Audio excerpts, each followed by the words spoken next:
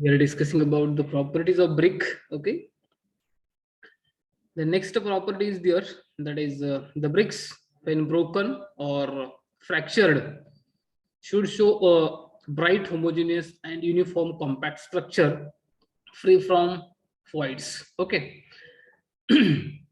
Here means whenever you are trying to break the brick, okay, then you should see its uniform compact structure.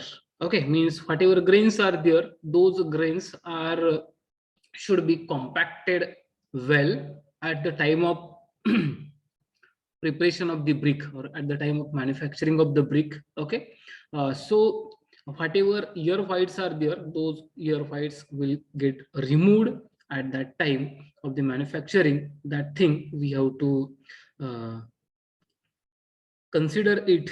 And if ear whites are there, then it will affect on the strength of the bricks. Okay, जी काही ब्रिकची strength जी आहे त्या ब्रिकच्या strength वरती जर काही समजा आपण ब्रिक मॅन्युफॅक्चर करतोय त्यावेळेस व्यवस्थित कॉम्पॅक्ट नाही केली, म्हणजे त्याच्यामधले जे काही इयर फॉइड जे आहेत ते रिमूव्ह नाही केले, तर त्याच्यामध्ये जर काही इयर फॉइड्स राहिले तर तेवढी त्याच्यामध्ये फॉइडची इयरची पोकळी राहिल्यामुळे तिथलं त्याची लोड कॅरिंग कॅपॅसिटी जी आहे ती कमी होते. ओके, तर ते होता कामा नये. किंवा जे काय आपलं मटेरियल आहे, क्ले मटेरियल आहे, ते क्ले मटेरियल चूज करत असताना प्रॉपरली चूज करायचंय की ज्याच्यामध्ये ग्रेन्स जे आहेत त्या ग्रेनची साईज जी आहे ते युनिफॉर्म असेल. आणि त्याच प्रकारची जर काही तुम्ही क्ले यूज केली तर ब्रिक जी आहे ती ब्रेक केल्यानंतर वगैरे तुम्हाला ग्रेन्सची साईज जी आहे ती पण कशी मिळेल, युनिफॉर्मची मिळेल, युनिफॉर्म साईज मध्ये मिळतील.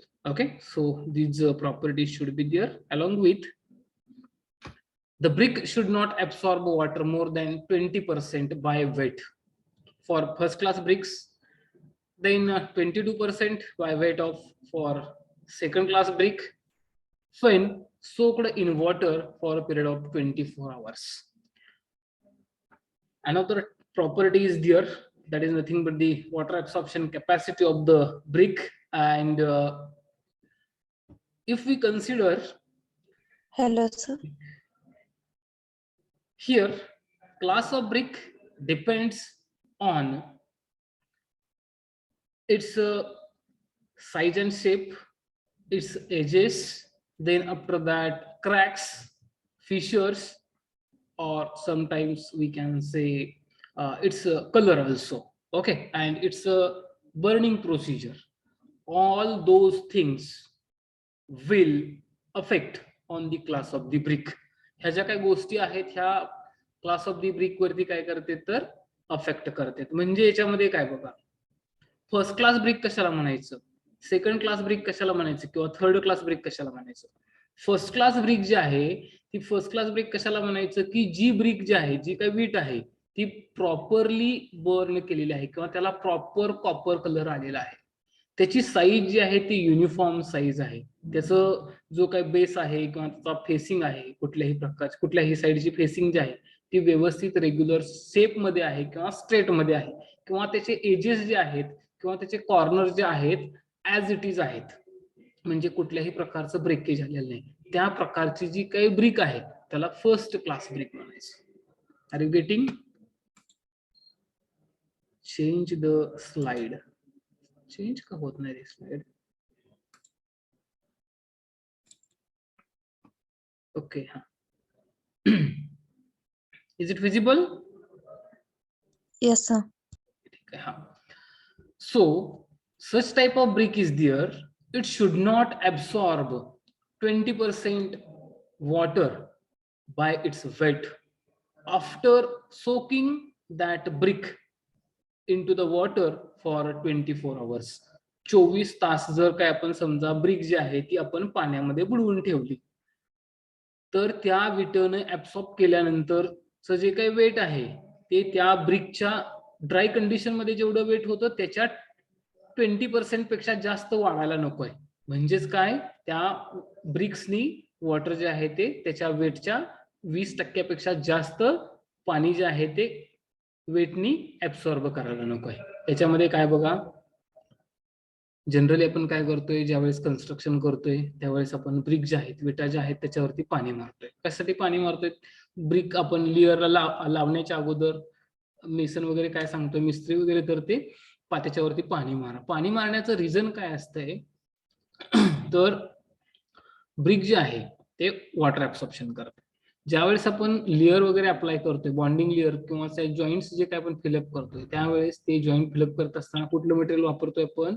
मॉर्टर मटेरियल वापरतोय. तर त्याच्यामध्ये काय राहतंय, तर सिमेंट, सँड आणि वॉटर राहते. मग त्याच्यामधलं जे काही पर्सेंटेज ऑफ वॉटर रिक्वायर्ड आहे, ओके, ते रिक्वायर्ड अमाऊंट ऑफ वॉटर जे आहे ते कमी होते जर काय आपण कोरड्या ड्राय विटा ऍज इट इज आपण लेअरला लावल्या तर, आणि त्याच्यामुळं त्या जॉईंटची स्ट्रेंथ जी आहे ती कमी होते. ओके, मग ते न होता, ते होऊ नये म्हणून आपण काय करतोय, तर ज्या काय विटा आहेत त्या पाण्यात बुडवून बाहेर काढून नंतर पुन्हा मग त्या कन्स्ट्रक्शन पर्पज साठी वापरतोय. परंतु याच्यामध्ये काय आहे बघा, जर काही समजा एक विट घेतली तुम्ही, पहिल्यांदा ड्राय कंडिशनला असताना म्हणजे सुकलेली असताना त्याचं वेट केलंय, समजा इन जनरल काय असते बघा, स्टँडर्ड साईज ऑफ ब्रिक जे आहे त्याचं जनरली वेट जे आहे ते 3.5 किलोग्राम राहते, 3.5 किलोग्राम राहते.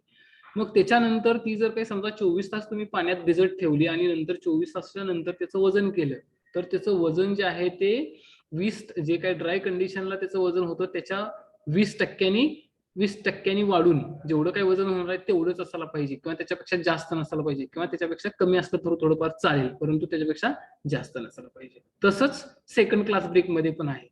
सेकंड क्लास ब्रिक म्हणजेच काय म्हणायचं, तर जे काय आपल्या फर्स्ट क्लास ब्रिक आहेत त्याच्यामध्ये ज्या ब्रिक्सचे कुठेतरी छोटेसे क्रॅक्स गेलेले आहेत, किंवा कुठला तरी एखादा एज जो आहे तो डॅमेज झालेला आहे, ओके, किंवा कॉर्नर जो आहे तो डॅमेज झालेला आहे, या प्रकारच्या ज्या काही विटा त्याला काय म्हणायचं, सेकंड क्लास ब्रिक म्हणायचं. ओके, आणि त्याच्यानंतर पुन्हा मग थर्ड क्लास ब्रिक, की ज्याच्यामध्ये बाबा जास्त बर्निंग झालेला आहे, त्याचा कलर जो आहे तो डार्क कॉपर कलर आलेला आहे, युनिफॉर्म कॉपर कलर नसताना तो डार्क कॉपर कलर आहे. ह्या प्रकारच्या ज्या विटा आहेत त्याला काय म्हणायचं, थर्ड क्लास ब्रिक्स म्हणायचं. And those third class BRICS should not absorb 24% water by its weight, okay, when it is soaked into the water for 24 hours. That is the another property. Then after that, the brick should be sufficiently hard. No impression should be left on a brick surface when it is scratched with fingernails. Okay, whatever brick is there, it should have sufficient strength and it should have sufficient hard. Okay, hard असायला पाहिजे, कठीण असायला पाहिजे, ते टणक असायला पाहिजे, की ज्याच्यावरती जर काय आपण जो काही सरफेस आहे त्या सरफेस वरती आपण नख जो आहे आपला, ओके, अंगठ्याचा नख असेल किंवा दुसरं नख असेल त्याच्यावर त्यांनी जर काय आपण इम्प्रेशन मार्क करण्याचा प्रयत्न केला, असं रब करण्याचा प्रयत्न केला नख त्याच्यावर, ओके, तर ते कुठल्याही प्रकारचं इम्प्रेशन मार्क व्हायला नको. Okay, then after that the bricks should not break into pieces when dropped flat on hard ground from a height of about 1 meter. Okay, जी काय आपली ब्रिक आहे ती हार्ड सरफेस वरती जर काय आपण 1 मीटर उंचीवरून रिलीज केली, ओके, तर ती ब्रिक जी आहे ती ब्रेक व्हायला नको, तेवढी ती काय पाहिजे, हार्ड पाहिजे किंवा कठीण पाहिजे, किंवा त्याच्यामध्ये तेवढी स्ट्रेंथ असली पाहिजे. Okay, that is the another thing. Then the bricks should have low thermal conductivity and they should be soundproof. Achieve the thermal conduction, okay, it should have low thermal conductivity, means जे काय temperature transforming जे आहे ते कसं असलं पाहिजे, तर लेस असलं पाहिजे ब्रिक मधून.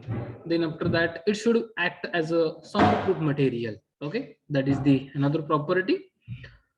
No bricks should have the crushing strength below 5.50 Newton per mm square, means whatever crushing strength is there, whatever compressive strength is there of the brick should not be less than 5.50 Newton per mm square. That is nothing but the MP. Okay, so these are the some properties are there of good bricks, and while choosing the bricks for the construction purpose, you have to check whether these properties are there or not. Okay, and then after that you have to go for the selection of a brick. Then next point is there, that is nothing but the manufacturing process of a clay brick. Do you have any question related to the properties of a brick? कुणाला काही समजलं वगैरे असं आहे का? Manufacturing process of a clay brick. Here different stages are there during manufacturing of clay bricks. So firstly I will discuss one by one. Okay, soil excavation, then after that clay preparation, manual molding, then after that sun drying, loading kiln, then after that in that coal, firewood, bagasse or rice husk, firing, cooling, unloading kiln, transport. Okay, so these are the various stages in the manufacturing process of the clay brick. Okay, here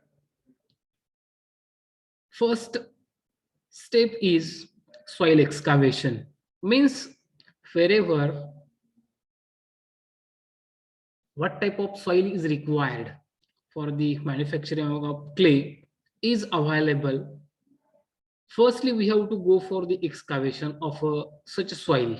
Okay, then after that we have to go for the transportation. Means wherever kiln is there, okay, we have to transport that soil and we have to dump it, and then after that sometimes we have to go for the screening purpose. Okay, means whatever जी काय आपली जाळी वगैरे असते बघा, जाळीचा वगैरे वापर करून आपण काय करतोय तर ती सॉइल जी आहे ती स्क्रीनिंग करून घेतोय की बाबा त्याचं जी काही साईज जी आहे ती पर्टिक्युलर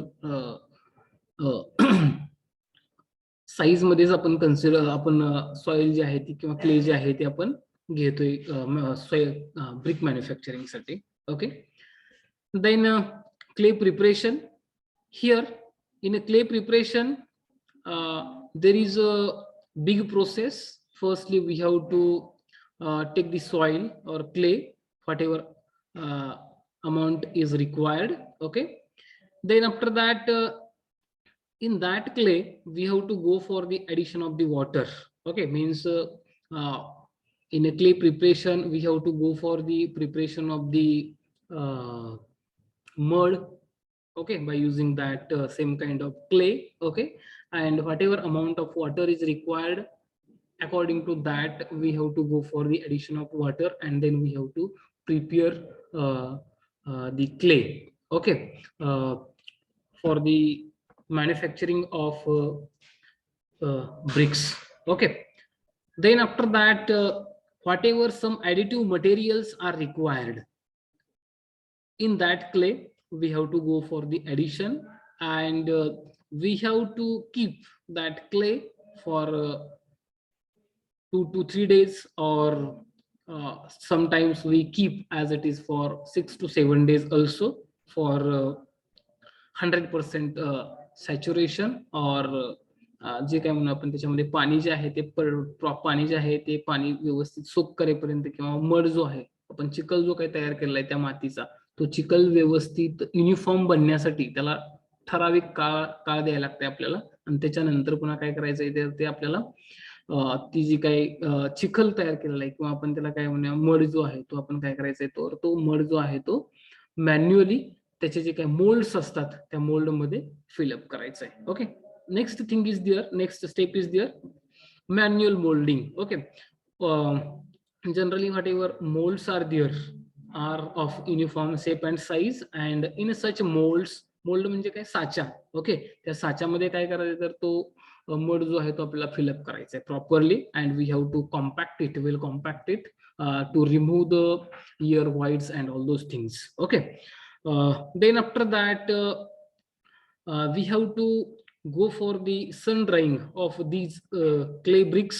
ओके, ज्या काही क्ले ब्रिक आपण ज्या काही आपल्या कच्चा माल आपण म्हणतोय तो आपण काय करतोय तर सन ड्राईंग करतोय. आणि जनरली सन ड्राईंग करत असताना हार्ड सनराईज असतात त्यावेळेस आपल्याला ते सन ड्राईंग करायचं नाही, किंवा कधी कधी आपण काय करतोय तर शेड वगैरे कन्स्ट्रक्ट करून त्या शेडच्या आतमध्ये आपण ज्या क्ले ब्रिक ज्या आहेत, ओके, रॉ क्ले ब्रिक ज्या आहेत त्या आपण ड्राय करण्याचा प्रयत्न करतोय फॉर 24 hours और for some duration. It depends on म्हणजे आपण जी काही भट्टी वगैरे लावणार आहे ती किती दिवसानंतर लावणार आहे त्याच्यानुसार, किंवा रिक्वायर्ड क्वांटिटी आपल्याकडे मॅन्युफॅक्चर केलेली आहे का आपण रॉ ब्रिक्सची, की बाबा आपल्याला भट्टी वगैरे लावण्यासाठी, तर तेवढी क्वांटिटी तयार होईपर्यंत आपण काय करतोय तर त्याचं सन ड्राईंग करून घेतोय. ओके, मीन्स ज्या आपल्याला हार्ड सन ड्राईंग आपल्याला अवॉइड करायचे की जेणेकरून त्याच्यामधलं पाणी जे आहे त्याचं इव्हॅपोरेशन होऊन त्याला क्रॅक्स वगैरे फॉर्म होतील, तर त्याच्यामुळे आपल्याला काय करायचंय तर ते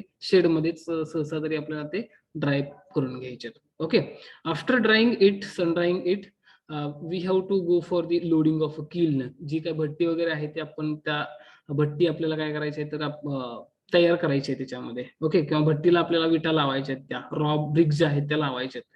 तर त्यावेळेस आपल्याला काय करायचंय तर we have to laid those raw bricks in layer by layer. Okay, layer by layer आपल्याला काय करायचे तर त्या ब्रिक ज्या आहेत त्या लेड करायचे, आणि त्या लेड करत असतानाच त्याच्यामध्ये ओके त्या layer by layer we have to go for the addition of coal, firewood, bagasse और राईस हस्क. म्हणजे आपण काय करतोय तर त्या भट्टीमध्ये आपण बर्न किंवा त्याला तापवण्याचं काम करतोय, ओके, किंवा हीट देण्याचं काम करतोय. तर ते हिटिंग वगैरे होण्यासाठी आपण त्याच्यामध्ये तर कोल म्हणजे कोळसा किंवा फायरवूड किंवा जे काही लाकडं वगैरे असतील किंवा बगॅस असेल किंवा राईस हस्क असेल, म्हणजे आपल्या काड जे असते बघ आपल्या कशाचं तर भाताचं वगैरे काड, तर ते काड वगैरे त्याच्यामध्ये टाकण्याचा प्रयत्न केला जातोय. Then after that we have to go for the firing it. Okay, means we have to start the firing, and then after proper burning of bricks, we have to go for the cooling it, and after cooling we have to go for the unloading of a kiln, and wherever required bricks there we have to transport it. So this is the manufacturing process of clay bricks. Okay, I think all of you understood about the manufacturing process. Then we have to discuss some important terms used in brick masonry. Okay, so those terms will be asked for the MCQ purpose in examinations. Okay, so you have to focus on these terms, and if you know the terms then you can easily draw the brick bonds also. Okay, here first term is there, that is nothing but the frog, FROG, frog. Frog is nothing but the depression provided in the face of a brick is called a frog. Okay, I think at the first here whatever facing is there, the facing of brick we are going to provide the depression. Okay, and generally that height of that depression we are providing of a 10 mm. हे जे काय आपण depression provide करतोय बघा, खड्डा provide करतोय कशामध्ये तर ब्रिकच्या सरफेस वरती खड्डा तयार करतोय, त्याला काय म्हणायचं फ्रॉग म्हणायचं. Okay, generally it's depression we are going to provide by 10 mm. Okay, and you can see here some letters also, J, S, C, and all those things. We will discuss about it now. Here, whatever frogs or whatever depressions we are going to provide into the face of the brick for achieving some things. In that, first one is to form a key of a mortar in between any two adjacent courses of a brickwork so as to increase the lateral strength of the structure. Okay, generally whatever structure is there, its lateral strength, we have to increase it. Okay, and to increase that lateral strength, we have to go for the provision of the joint material in between two successive bricks uh, at both the sides or at top and bottom also. Okay, so while providing that layer, okay, that mortar we have to fill up into the frog. Okay, and it will act as a key. Okay, म्हणजे आपण काय करतोय बघ, कुलपामध्ये जशी चावी टाकतोय, की म्हणजेच काय त्याच्यामध्ये, तर प्रॉपर बॉन्डिंग पर्पज साठी जर काही समजा आपण याच्यामध्ये विटाचा लेअर तयार करतोय, आपण कोर्स प्रिपेअर करतोय, त्याच्यामध्ये आपण मॉर्टर लेअर जो आहे त्याच्यावरती लेड करतोय, तो मॉर्टर मटेरियल जो आहे तो याच्यामध्ये काय होतोय, तर तो फिक्स होऊन जातोय. ओके, म्हणजेच तो ऍज अ की म्हणून ऍक्ट होतोय, की जेणेकरून त्याचं बाइंडिंग जे आहे ते प्रॉपरली होते. त्यासाठी आपण फ्रॉग किंवा डिप्रेशन प्रोव्हाइड करण्याचं काम करतोय विटामध्ये. Then after that next thing is there to reduce the weight of the bricks so that the bricks can be laid with convenience. Okay, means what to reduce the weight of the brick, for that purpose also we can go for the provision of the depression. Then third thing is there to provide a place for putting the impression of trademark or the year of manufacturing of the bricks. Sometimes you have seen such type of marking or impression of traders or manufacturers names, might be you have seen. Okay, which is shown there. Okay, या पद्धतीचं आपण काय करू शकतो, तर impression किंवा mark करण्यासाठी किंवा ट्रेडरचं नाव लिहिण्यासाठी किंवा त्याच्या पुढे जाऊन आपण काय करतोय, तर बघा त्याच्यामध्ये नंबरिंग ठेवतोय, JSC1, JS1, JS2, JS3, JS4, 1 2 3 4 जे आहे हे कशासाठी वापरतोय आपण, तर जो काय मॅन्युफॅक्चरर आहे आपला, ओके, म्हणजे जे काय आपलं कामगार आहेत, वीटभट्टीवरचे जे काही कामगार आहेत, त्या कामगारांना एक ठराविक कोड दिला, तर त्या पर्टिक्युलर पर्सननी how many bricks manufactured in a particular day, किंवा त्यानं एका महिन्यामध्ये किती ब्रिक्स मॅन्युफॅक्चर केल्या, ह्या इझिली आपल्याला आयडेंटिफाय करता येते, किंवा त्याचा हिसाब किताब जो आहे तो व्यवस्थित आपल्याला राखता येतोय.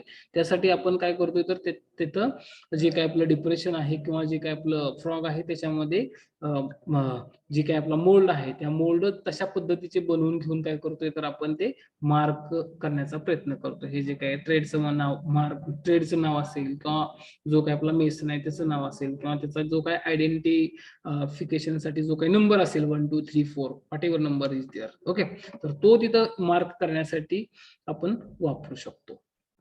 So these are the some purposes are there, okay, for providing the depression or frog into the face of a brick. Okay, here different sizes maybe or with a different thicknesses bricks are there. Here as per the requirement we have to go for the use. Okay, जे काही required size आहे त्याच्या पद्धतीने आपल्याला काय करायचंय, तर त्या वापरण्यासाठी जायचंय. Then next term is there, that is nothing but the stretcher. Stretcher is nothing but this is the brick laid with its length parallel to the face or front or direction of wall.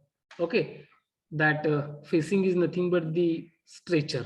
Okay, जर काही समजा आपण या पद्धतीने brick जी आहे ती place केली, जर काही समजा आपल्याला वॉल आपल्याला कन्स्ट्रक्ट करायचे, या डायरेक्शनला वॉल कन्स्ट्रक्ट करायचे, ओके, तर आपण ब्रिक जे आहे त्या ब्रिकचं ओरिएंटेशन कसं ठेवतोय बघा, parallel to the direction of wall. ज्या डायरेक्शन मध्ये वॉल आहे त्याच डायरेक्शन मध्ये आपण त्या डायरेक्शनला पॅरलल जर काय आपण ब्रिकची लेंथ ठेवली, आणि आपण जर काही समजा इकडून बघत असेल, जी काही तुम्हाला फेसिंग दिसते तुम्हाला ह्या ब्रिकची, तर ती जी काय फेसिंग आहे त्याला काय म्हणायचं, स्ट्रेचर म्हणायचं. जसं की आपलं हॉस्पिटलमध्ये वगैरे स्ट्रेचर असते बघा, त्याची लांबी जी आहे ती जास्त राहते, जिकडल्या साईडला लांबी जास्त आहे त्या विटाची तो फेसिंग म्हणजे काय झाला आपला, तर स्ट्रेचर झाला.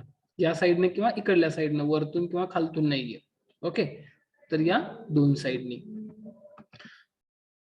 the cores containing stretchers is called stretcher bond. Okay, and if only stretchers are contains in a cores or in a layer of a brick masonry, then such type of bond is nothing but the stretcher bond. Stretcher bond कशाला म्हणतोय आपण, तर त्या bond मध्ये जेवढे काही layers आहेत त्या प्रत्येक लेयर मध्ये फक्त आणि फक्त तुम्हाला काय दिसत जातंय, स्ट्रेचर्स दिसत जाते, जसं की फर्स्ट इमेज मध्ये तुम्हाला दिसेल इथं बघा. Okay okay, here this is the stretcher, this is the first course, second, third, fourth, fifth, sixth, 7, 8, 9 and so on. Okay, in each and every layer you will find only stretchers. Okay, जी काय आपली ब्रिकची जी काय brick wall जी आहे त्याची जी काय brick वॉलची जी काही length आहे किंवा direction of wall आहे त्याला आपण ब्रिकची लेंथ जी आहे ती पॅरल डायरेक्शनला ठेवलेले आहे. आणि हे जे काही तुम्हाला फेसिंग दिसते बघा, हे फेसिंग म्हणजेच काय म्हणायचं, हे फेसिंग जे आहे ह्या ब्रिकचं त्याला काय म्हणायचं, स्ट्रेचर म्हणायचं. ओके, आणि ह्या पूर्ण टोटल वॉल मध्ये फक्त आणि फक्त तुम्हाला फेसिंगला काय दिसतंय, स्ट्रेचर दिसतंय, म्हणजे ह्याला काय म्हणायचं, स्ट्रेचर बॉन्ड म्हणायचं. समजतंय का बघा, एका कोर्स मध्ये नाही तर प्रत्येक कोर्स मध्ये काय दिसतंय तुम्हाला, फक्त आणि फक्त स्ट्रेचर्सच दिसतात. स्टार्टिंगला तुम्हाला इनिशियली इथं थोडंफार वेगळं दिसत असेल, हेडर दिसत असतील, ओके, परंतु त्याचं रिझन जे आहे ते वेगळं आहे. आपण ज्यावेळेस पुढे जसं जसं डिस्कस करू त्यावेळेस तुम्हाला ते समजून जाईल. किंवा एल शेप्ड ब्रिक असेल, ओके, ब्रिक वॉल असेल एल शेप्ड, म्हणजे इकडल्या साईडला वॉल आहे, इकडल्या साईडला वॉल आहे, तर या साईडची वॉल आणि या साईडची वॉल कन्स्ट्रक्ट करत असताना या साईडला तुम्ही जर काही समजा सगळेच स्ट्रेचर लावत गेला तर तुम्ही इकडल्या साईडची जी काही वॉल आहे ऍट अ टाइम कन्स्ट्रक्ट करताय त्यावेळेस तुम्हाला इकडल्या साईडला इथं पहिल्यांदा हेडर दिसणार आहे, कारण त्या विटेचं काय दिसणार आहे तुम्हाला, क्रॉस सेक्शन दिसणार आहे. ओके, इकडल्या साईडनं. तशाच पद्धतीनं या साईडनं बघत असताना या लेअरला जर काही तुम्ही समजा इथं फक्त आणि फक्त स्ट्रेचर वापरताय पहिल्यापासून स्टार्टिंग पासून ते एंड पर्यंत, आणि इथं काय दिसतंय तुम्हाला, तर हा हेडरचा पार्ट दिसतोय म्हणजे क्रॉस सेक्शन दिसतोय, आणि नंतर पुन्हा सगळं काय आहे तर त्याच्यामध्ये स्ट्रेचर्स कंटेन आहे. कशासाठी आपण हे हेडर पहिल्यांदा वापरतो इथं, तर जेणेकरून जो काय आपले जॉईंट्स आहेत हे जॉईंट जे आहेत ते एकमेकावरती ओव्हरलाय होऊ नये. ओके, कंटिन्युअसली ओव्हरलाय होऊ नये म्हणून आपण काय करतोय तर या पद्धतीचं ओरिएंटेशन जे आहे त्या ब्रिकचं चेंज करतोय, आणि त्यालाच काय म्हणतोय आपण तर बॉन्ड म्हणतोय. ओके, बॉन्ड म्हणजेच काय, तर त्या ब्रिकचं ओरिएंटेशन चेंज करायचंय आपल्याला, आणि त्याच्यानुसार आपल्याला काय करायचंय तर ते जॉईंट जे आहेत ते एकमेकावरती कंटिन्युअसली येऊ नये, त्यासाठी आपल्याला त्या ब्रिकचं ओरिएंटेशन चेंज करायचं आहे. ते ओरिएंटेशन चेंज करतोय त्यालाच काय म्हणतोय आपण, बॉन्ड म्हणतोय. आणि त्याचे वेगवेगळे बॉन्ड आहेत, त्याच्यापैकी एक बॉन्ड म्हणजे हा स्ट्रेचर बॉन्ड आहे की ज्याच्यामध्ये फक्त आणि फक्त स्ट्रेचर्सच दिसतील तुम्हाला. ओके, ठीक आहे. You can see here, this is the header face, or you can say header only. Okay, header is the brick laid with its breadth or width parallel to the face or front or direction of wall. If we place the brick in such a position where whose width is parallel to the direction of wall, then whatever facing you are observing of that particular brick is nothing but the header or header face. ज्यावेळेस तुम्ही brick जी आहे ती या पद्धतीने ठेवताय, हा जो काही समजा आपला आता मोबाईल आहे आपला, ओके, ह्याच्यामध्ये काय आपली ही ब्रिक आहे असं कन्सिडर करूया. ओके, याच्यामध्ये this is the length, this is the width and this is the height. Okay, आपल्याला हाईटशी देणं घेणं नाहीये, फक्त आणि फक्त लेंथ आणि विड्थचं देणं घेणं याच्यामध्ये. तर जर काही समजा आपण इकडलं असं आपण काय करतोय तर वॉल कन्स्ट्रक्ट करतोय, इथं भिंत जी आहे ती उभा करतोय, अशा ब्रिक ज्या आहेत ते एकमेकावरती ठेवत किंवा साईडला इकडे इकडे ठेवत आपण काय करतोय तर ती वॉल जी आहे ती आपण कन्स्ट्रक्ट करण्याचं काम करणार आहे. ओके, जर काही समजा तुम्हाला लेंथ फेसिंगला जर काही तुम्ही इकडून बघत असाल, इथं वॉल आहे असं अज्युम करा, वॉल मधली ही एक ब्रिक आहे. ओके, तर ही ब्रिक जी आहे ह्या ब्रिकचं ओरिएंटेशन कसं आहे आपली जी काय वॉल आहे, वॉलची जी काय डायरेक्शन आहे, वॉलच्या डायरेक्शनला पॅरल मध्ये जर काही त्या ब्रिकची लेंथ आपण ठेवली, प्लेस केली, तर हा जो काही दिसणारा फेस आहे त्याला काय म्हणायचं, स्ट्रेचर म्हणायचं. या ओरिएंटेशन मध्ये जर काही ब्रिक ठेवली तर ह्याला स्ट्रेचर म्हणायचं. याच्या ऐवजी जर काही समजा ह्या ब्रिकचं ओरिएंटेशन चेंज केलं, इथून इकडल्या साईडला घेतलं, ओके, वॉल जी आहे ती आपली अशीच कन्स्ट्रक्ट करतोय आपण, वॉल जी आहे ती याच डायरेक्शन मध्ये, सेम डायरेक्शन मध्ये आहे इकडं, ओके, ही जी आहे ती वॉलची डायरेक्शन आहे. तुम्ही इकडून बघताय म्हणजे ही काय झाली, फेसिंग झाली. त्यावेळेस हा जो काय फेस दिसणार आहे तुम्हाला, जो काय क्रॉस सेक्शन दिसणार आहे ब्रिकचा, तर हा क्रॉस सेक्शन तुम्हाला दिसतोय, किंवा इकडली फेस जी आहे ही कशी आहे, ह्याची जी काही विड्थ आहे, ही विड्थ जी आहे ती कशी आहे, आपल्या डायरेक्शन ऑफ वॉलला पॅरलल आहे. तर त्यावेळेस हा जो काय फेस आहे त्याला काय म्हणायचं, हेडर म्हणायचं. This is the header, this is the stretcher. Are you getting? This is the stretcher, this is the header. Okay. Another thing is there, facing at backing. जिकडून तुम्ही बघताय ती साइड म्हणजे फेसिंग, आणि त्याच्या पाठीमागची साइड जी आहे ती बॅकिंग. ओके, ही समजा सेम विट आहे, तर सेम विट मध्ये जर का तुम्ही समजा इकडून बघत असाल या डायरेक्शनने, तर ही झाली त्या वॉलची फेसिंग, वॉलची फेसिंग. आणि ह्या वॉलची बॅकिंग म्हणजे काय, पाठीमागची जी काय सरफेस असणार आहे त्या वॉलचा, तो म्हणजे बॅकिंग झालं. ओके, ठीक आहे. If contains headers in a course, then such type of bond is nothing but the header bond. जसं की आपण पाठीमागच्या इमेज मध्ये फक्त आणि फक्त स्ट्रेचर्स बघितले म्हणून आपण त्याला स्ट्रेचर बॉन्ड म्हणलं.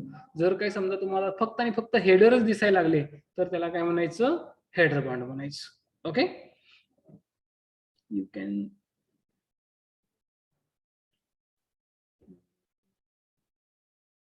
I will show that. Okay,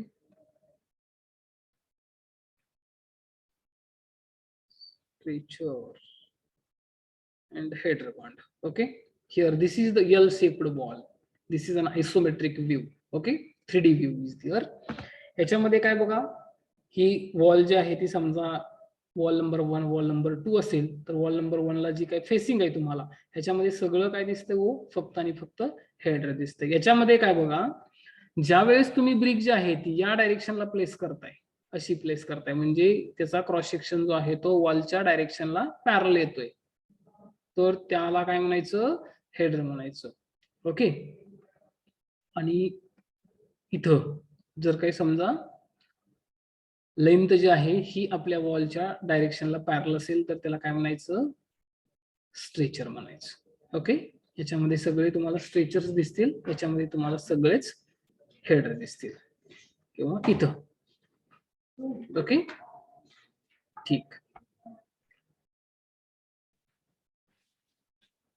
Then after that,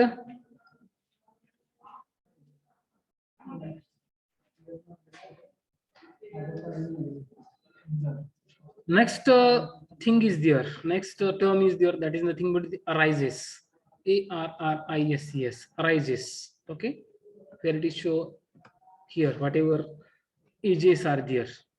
Okay, edges are nothing but edges of the bricks are nothing but the arises, and which are formed by the plane surfaces. Okay, here arises, the edges formed by the intersection of plane surfaces of a brick are called arises. Arises कशाला म्हणतोय, जे काय plain surfaces आहेत ब्रिक्सचे, त्याचं जे काय जिथं जिथं इंटरसेक्शन होतंय त्या इंटरसेक्शननी ज्या काय एज फॉर्म होते ते एजेस म्हणजेच काय, त्याला आपण काय म्हणतोय, arises. Okay, and they should be sharp, square and free from damage. Okay, means first class brick. जर काही समजा हे जे काही एजेस किंवा अरायजेस जे आहेत किंवा हे कॉर्नर जे आहेत हे कसे पाहिजेत, प्रॉपर शेप साईज मध्ये पाहिजेत. ओके, किंवा कुठल्याही प्रकारचं त्याला डॅमेज व्हायला नको, तर तशा पद्धतीची जी काही ब्रिक आहे त्याला काय म्हणतोय आपण, फर्स्ट क्लास ब्रिक आहे असं म्हणतोय. ओके, तर हे जे काही एजेस तयार होते ह्या एजेसला आपण काय म्हणतोय, तर अरायजेस म्हणतोय. Okay, then after that next thing is there, that is nothing but the course. Each horizontal layer of a bricks laid in a mortar in a brickwork is called course. Course कशाला म्हणतोय, जो काय आपण horizontal brick layer तयार करतोय by laying the mortar. Along with mortar, that horizontal layer is nothing but the course. Course कशाला म्हणायचं आपण? Each horizontal layer of a bricks laid in a mortar in a brickwork is called a course. Brickwork असू द्या किंवा मग stone work असू द्या. Stone मध्ये पण जर काही समजा हॉरिझॉन्टली आपण एक लेअर हॉरिझॉन्टल लेअर तयार केला स्टोनचा वापर करून तर त्याला कोर्स म्हणायचं.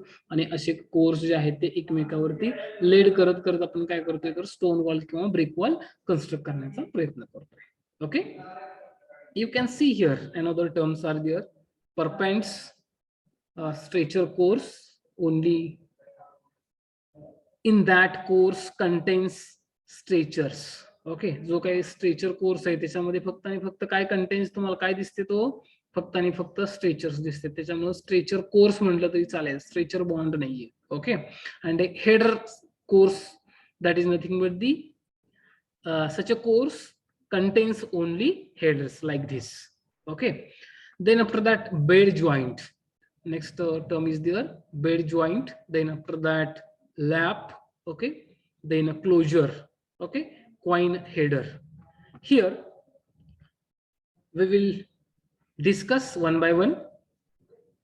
Firstly we will discuss about the perpends. Okay, perpends are nothing but the vertical joints in a brick masonry, okay, or in a stone masonry. Whatever vertical joints are there, those are nothing but the perpends. Perpends कशाला म्हणायचं? जे काही brick masonry आहे किंवा stone masonry किंवा masonry मधला vertical joint म्हणजे perpends म्हणायचं. Okay, then after that bed joint. Okay, here whatever lower joint we are going to provide to the course, that joint is nothing but the bed joint.